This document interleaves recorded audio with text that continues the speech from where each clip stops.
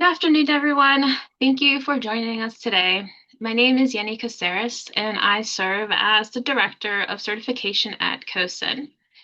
Today, we'll be talking about the Certified Education Technology Leader, also known as CETL Certification Program. What it is, why it matters, and how education technology leaders can get started on the path to earning a credential. We're really excited to have you here and to spend some time walking through the program and answering your questions. Before we begin, I would like to introduce our presenters for today, and joining me is Robin Gunter, who currently serves as the chair of the Certification Governance Committee and also a CETL credential holder herself. Robin will later share her personal experience pursuing the CETL certification and how it has supported her leadership journey. My role today will be to walk through the structure of the certification program, including eligibility requirements, the exam process, preparation resources, and recertification. So here's a quick overview of what we'll cover today. We'll begin with an overview of what the CETL certification is, why it matters for education technology leaders. We'll then review the eligibility requirements and application process, followed by an overview of the exam itself and how candidates can prepare. We'll also talk about maintaining the credential through recertification, share some updates to the CETL program, and then hear directly from Robin about her experience as a CETL. And then finally, we'll wrap up with questions and answers. By the end of today's session, participants should have a clear understanding of the purpose and value of the CETL certification for K through 12 technology leaders, the eligibility requirements and exam structure, the resources available to help you prepare for the exam, and how to maintain the credential through recertification, and some upcoming updates to the CETL program itself. So what exactly is a CETL? The Certified Education Technology Leader credential is awarded to qualified applicants who successfully pass the CETL exam.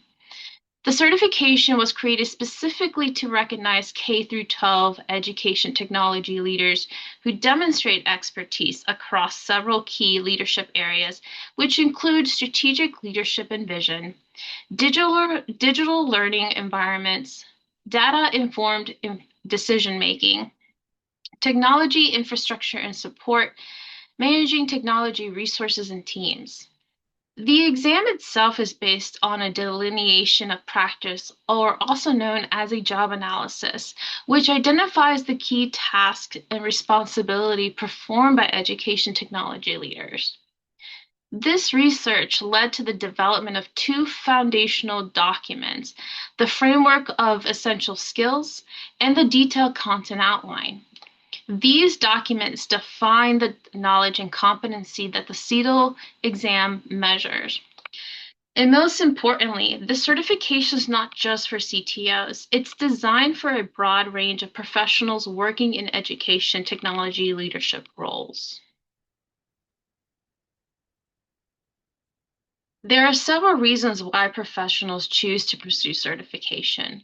First, certification demonstrates to employers and the public that you have met nationally recognized standards for education, training, and experience. It also helps enhance professional credibility and reputation within the field. Many CETLs tell us that earning the credential gives them a strong sense of personal accomplishment and professional validation.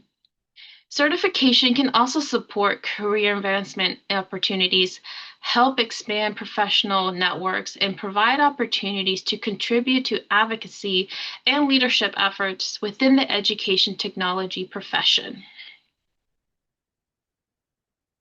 The CETL program is overseen by the Certification Governance Committee, or also known as the CGC. This committee is made up of 15 CETL credential holders in good standing, and they're responsible for the strategic oversight and governance of the certification program. Most importantly, the CGC operates with full autonomy over core credentialing decisions, which include items such as eligibility criteria, exam content and scope, recertification requirements, exam development and scoring, and ethical standards. The CGC also provides updates to the COSIN Board of Directors as needed. And currently, the chair of the CGC is Robin, who will be speaking here shortly. In addition to the main committee, we do have several subcommittees that support the work of the CETL program. And these include the CETL ambassadors who help promote the certification and foster engagement within the CETL community. We also have the exam development subcommittees, which are made up of volunteers, subject matter experts such as yourselves, who support activities such as the job analysis study, item writing, and exam form review. And then lastly, we have the nominating subcommittee, which manages the process of selecting new members for the CGC.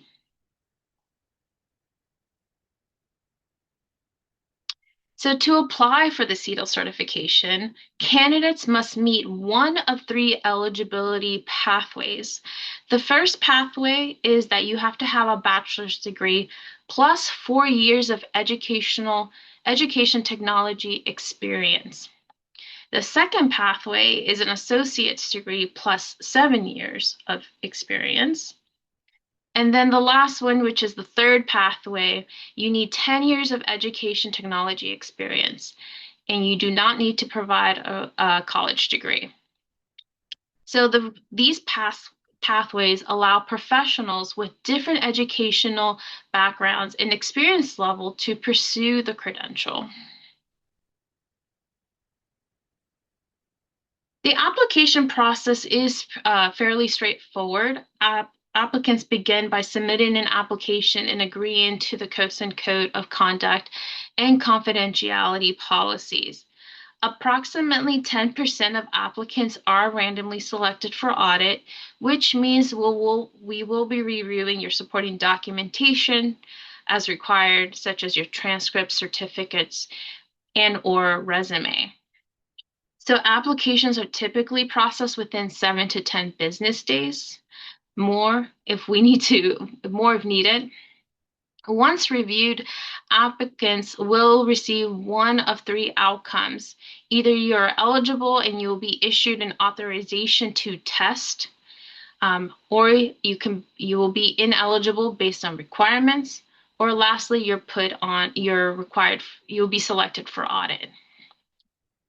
Candidates who are approved for 6 months after approval to schedule and take the exam. So once you receive that authorization to test letter, you have 6 months to schedule and take your exam.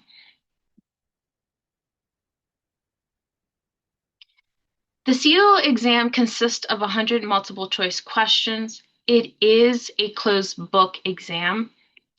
Candidates have 2 hours to complete the exam.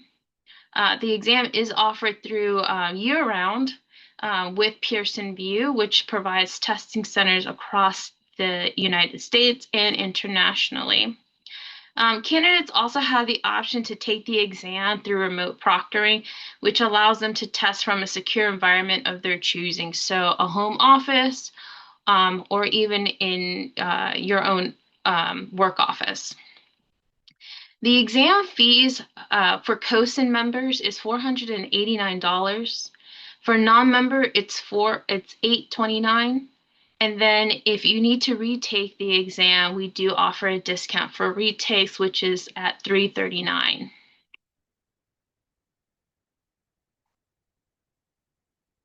So some tips for preparing for the exam. We always recommend starting with these several key documents. The first one is the CETL candidate handbook. It provides basically your A to Z on the start to the end of the certification process, including recertification, the frameworks of essential skills, And then, of course, the detailed out content outline. And the same content outline is used during the development of the exam to write out questions. So it's very important that you all take the time to read through that content outline. COSIN also offers several preparation resources, which includes the CETL Foundation courses, resources within the COSIN Knowledge Center, a self-assessment tool, and of course, the practice exam itself. Many candidates also find that it's helpful to form study groups or cohorts, either through the COSIN state chapters or with colleagues and peers. Finally, identifying a mentor who already holds the CETL credential can also be extremely valuable. Once you earn the CETL credential, you receive several benefits. These include an official certificate and lapel pin, the ability to use the CETL designation after your name, and also the listing on the online CETL directory if you choose to opt in. You will also receive a digital badge through our partner Credly, which can be shared on LinkedIn or in your email signatures. CETLs also have the opportunity to engage with the community through exclusive events at the COSIN annual conference, as well as volunteer opportunities within the certification program itself. The CETL credential is valid for 3 years. To maintain the certification, professionals have two options. They can either complete 60 hours of continuing education activities, also known as CEUs, or they may choose to retake and pass the current version of the CETL exam. Continuing education activities must align with the framework of essential skills and include things like conferences, training programs, teaching, professional leadership, publication, and volunteer work. Recertification helps ensure that the credential holder remains current and competent in the field.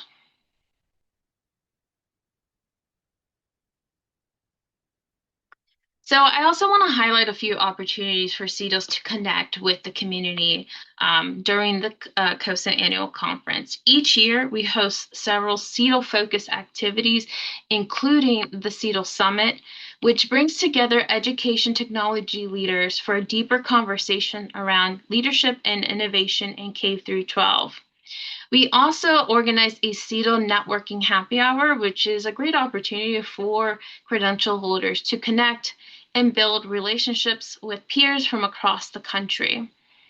There's also typically a CETL-focused session during the conference, as well as an information booth located in the Hive, where attendees can learn more about the certification program, eligibility requirements, and preparation resources. So if you're planning to attend the conference, we definitely encourage you to stop by and connect with staff and the CETL community. A couple of highlights. So this is highlighting the top 5 states with the highest number of CETL credential holders as of March 1st of 2026. Currently, Ohio leads with 149 CETLs, followed by North Carolina with 105. Texas comes in next with 80, followed by Indiana with 76 and Illinois with 61. These numbers continue to grow each year as more education technology leaders pursue certification. We're also seeing an increased interest from professionals across many other states, which reflect the growth of recognition of the CETL credential nationwide. I also want to share a few important upcoming updates to the CETL program. We are releasing a new CETL exam that is scheduled to be released early summer of 2026. So this update will reflect the current leadership practices in K through 12 education technology. We're also strengthening documentation requirements across both the initial application and recertification process. And then lastly, the certification expiration dates will move to the end of the month um, later this year. So this is when your expiration date, when you're required to recertify. These updates will ensure that the rigor and transparency, integrity of the CETL certification program is maintained. So at this point, you've heard enough about the structure of the certification program. I'll now like to shift perspectives and hear directly from someone who has earned the credential. As I stated before, Robin Gunther currently serves as the chair of the Certification Governance Committee and has been a CETL for several years. So, Robin, I'd like to invite you to share your experience and your journey with the CETL certification. Thank you, Yenny, so much. Yes, I have, my name is Robin Gunter. I serve as the Executive Director of Instructional Technology in Richardson ISD, which is a school district in Texas. We're a suburb of the Dallas area. I have been in education my entire career in RISD, which has been 29 years, and 13 of those have been in technology. I earned my CETL in 2017, so I have recertified once and I'm getting ready to recertify again. And so I just wanted to share a little bit about what kind of led me to earning the CETL and some of the things that I have gained um, from earning it and maintaining it over the years. There's kind of three big areas that I think about when I think of earning the CETL. So the first is, like I said, I come from an instructional background. I started out as a teacher. I moved into to being a librarian, and then I moved into technology first on the library side, and then just technology in general, instructionally. So when I come to the table as a leader in technology, I do not still have the intimate knowledge of the network and infrastructure side of technology.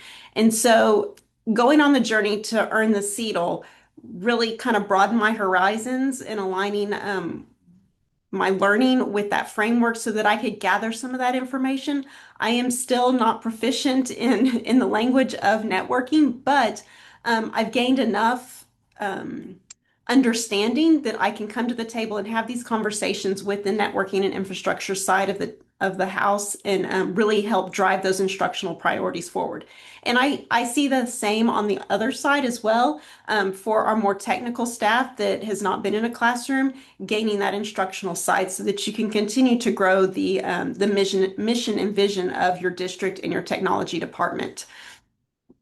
I am not the CTO. I do report directly to the CTO. And I think that that is something when you're talking about excelling your career and being at that table and having those leadership discussions, if you are looking to move into that CTO role, um, earning your CETL and going down that path will really be a step towards that. So the second part, our second idea that comes to mind is being a lifelong learner. I like to think of myself as a lifelong learner, and those of us that are in education and have been in it long enough know that we are asking our students every single day to grow, to stretch, to learn something new, to broaden their horizons. And so modeling that to me is so very important. And this is a credential that is specific to education. So you're not going to get a better opportunity to widen your perspective in terms of that and continue to grow. And also in terms of recertification, because once you earn that CETL, your CETL, by recertifying every 3 years, you're going to continue that lifelong journey and that modeling and staying current.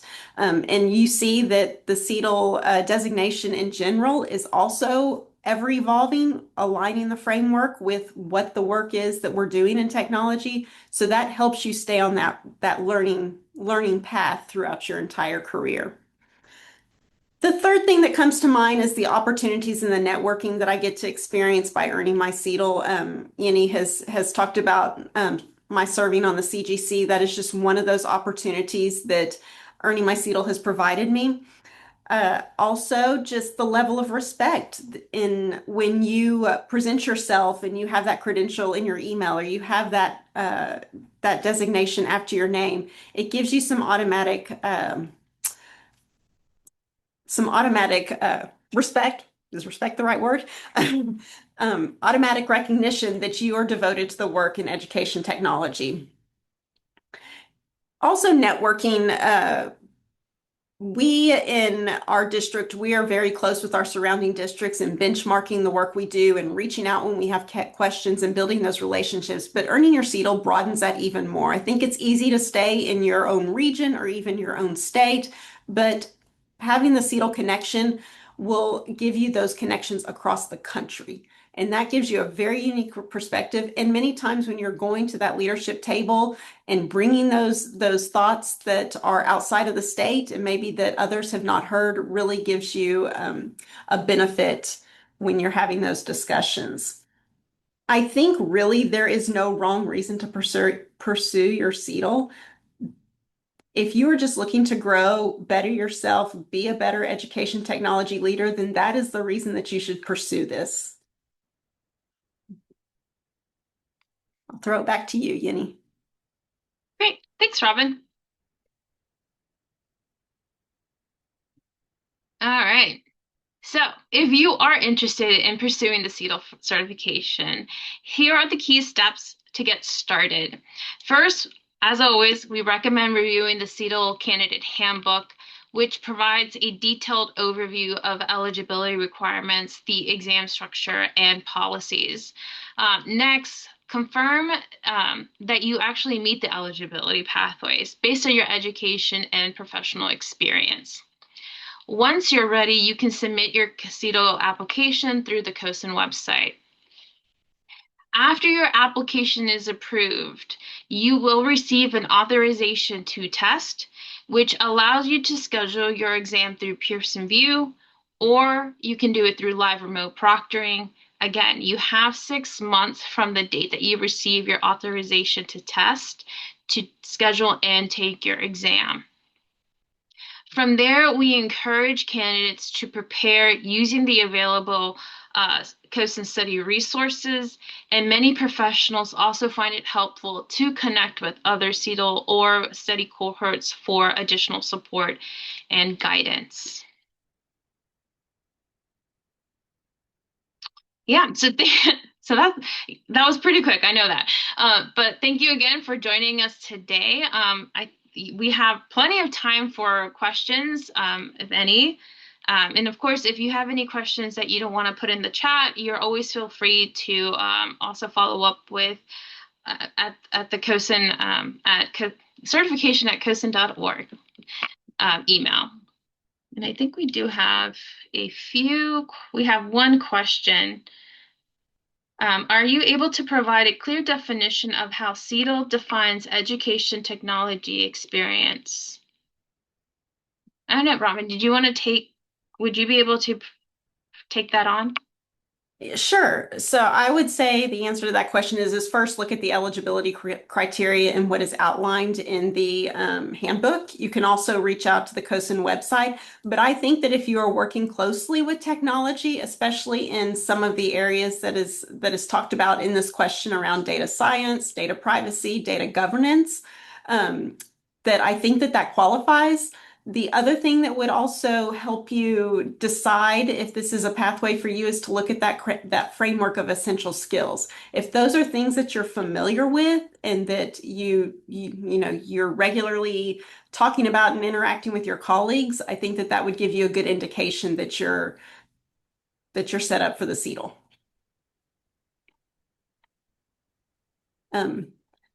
The other sort of question from David is that CETL equals street cred. And yes, I saw your comment about that, and I thought that was interesting because I meant to say that, I said I earned this in 2017, and I think over the years we've seen it really gain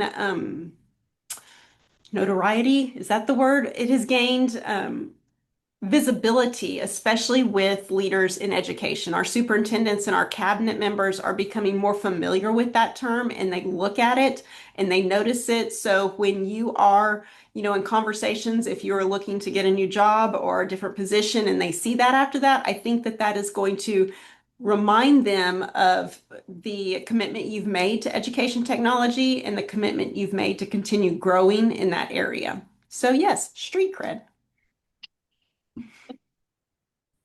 I love it. Okay. Any other questions that we have? I work for Head Start. We teach infant, toddler, and preschool children. Would that qualify since it's not elementary school?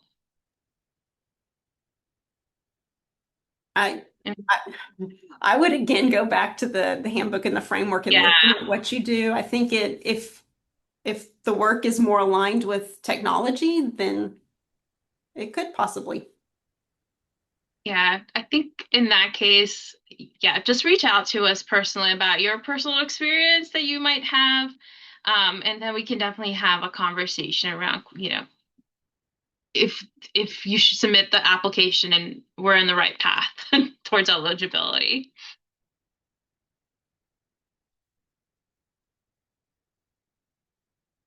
Okay.